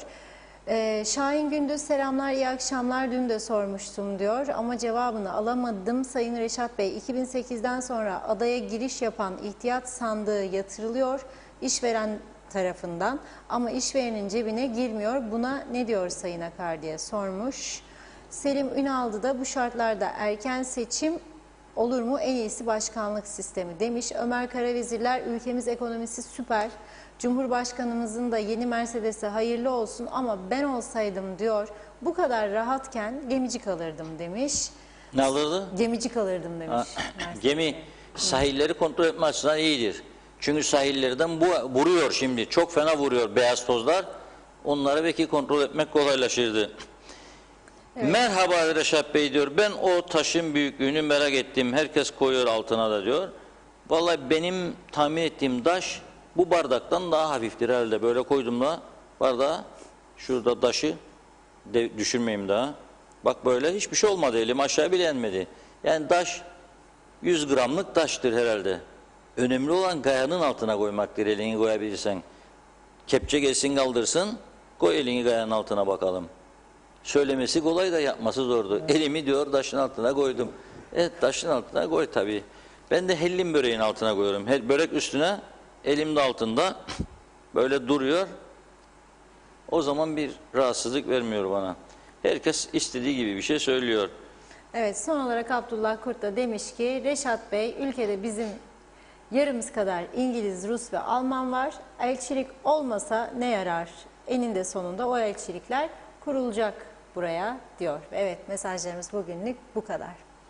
Evet, yabancıları kaçırdık ya. Çok İngiliz kaçırdık, bu ülkeden daha da kaçıracağız. Güzel bir başlangıç yapılmıştı. Geldiler, ev aldılar, oturdular. Emekli paralarını buraya aktardılar. Sattıkları evlerin paralar. Çarşının yüzü güldü. Bir hale genç müteahhitleri de çıktı. Özel arabalar kullanmaya başladı. 30 yaşında, 35 yaşında müteahhitler özel siparişlerle kataloglardan seçerek üzerine ekler yapılarak 80 lambalı cipler mipler geldi bu ülkeye bir ara. Adam gitti BMW'ye, Çangar'ın dükkana, dedi ki baktılar Çangar'ın adamlar da giren adamın cizme giyiyor. Çamurlar dökülüyor cizmelerden. Geldim bir arabacık alayım demiş. Bunlar da düşünmüşler. Ne alacak acaba arabacık? Ford da satar Çangar. Ford'ların en ucuzlarını göstermişler. Yok yahu demiş kardeşim. BMW isterim. Bu daha BMW'nin en ucuna götürmüşler. Bakmış yüzlerine. Ne ama siz demiş zannettiniz beni. Param yoktur. En pahalısını isterim. Demişler bu kaçırdı herhalde. Yok demiş kaçırmadım. O elimde çimento torbasını çıkarmış. Vurmuş masaya dökmüş. Hep isterlerin içinden. Aha demiş. Sizi de satın alırım. Çünkü araziler satıldı, evler. Paralar gitti arabalara, yatırıma falan filan da değil. Bu düzeni yaradanlar şeref duysun. Çok kayaların altına girecek eller bir süre sonra. O zamandır mesele işte. Şimdi taş kolaydır. Taşın altına koydum. Kayaların altına girecek. Kayayı devirecekleri daha doğrusu el kalacak altında da ne yapacak acaba? Bizim olmayanları dağıttık da zannettik hediye edilecek bize. Yok ya. Olmayacak böyle bir şey. Bak Karabağ'dan bahsettiğim. İşgal ettiği yerlerden çıkıyor ve veriyor kendisine mallarını, mülklerini. Ha bizim farklı bir konumumuz vardır. 63'te saldırdılar, 74'e kadar bizi de evlerimizden attılar. 74'te biz geldik, sonra barış planlarına biz hep evet dedik falan. Bizim çok haklı tarafımız var ama neticede mülk kimin ise onundur. 100 sene de geçse aradan mülk kimin ise gerçek sahibi onundur. Ben böyle olmasını isterim, beni geçsin, onu da alsın, benim evimi atsın, beni sokağa, yok istemem ama dünya kuralları budur. Uluslararası hukuk bunu emrediyorsa budur.